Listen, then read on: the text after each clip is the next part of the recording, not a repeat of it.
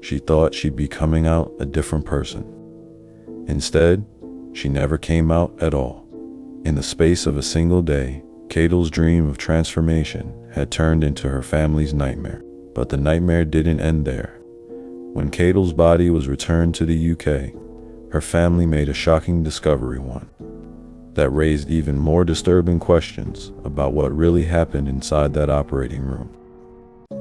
When Kaydell's body was finally flown back to the UK, her family braced themselves for the painful task of saying goodbye. But what they didn't expect was another shock, one that only deepened their grief. During examinations in Britain, it was discovered that several of her vital organs were missing. Parts of her brain, heart, and lungs had been removed. Leanne was horrified. The family had been given no explanation, no paperwork, no consent forms. "We didn't even get told," she later said. "We only found out when we started asking questions. How can you take someone's organs without telling the family?" The clinic insisted it wasn't their fault.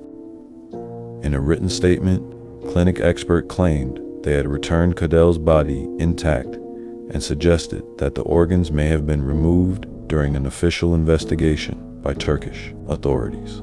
But the Brown family wasn't convinced. They said the clinic had been evasive from the very beginning, more concerned with protecting their reputation than giving them the truth. The removal of organs without consent isn't unprecedented. In some countries, organs may be taken for further medical examination or retained during autopsy procedures. But for families, the lack of transparency only fuels suspicion and pain. In Kaydell's case, her loved ones believe it's more than just a clerical issue.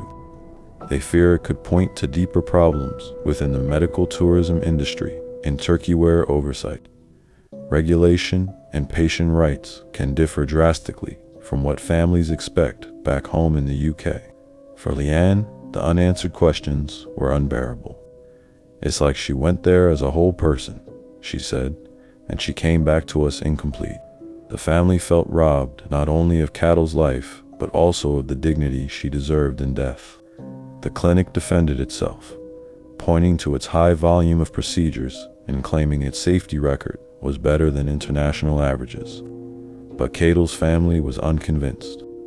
To them, no statistic could ever explain away the loss of a mother, a sister, and a friend.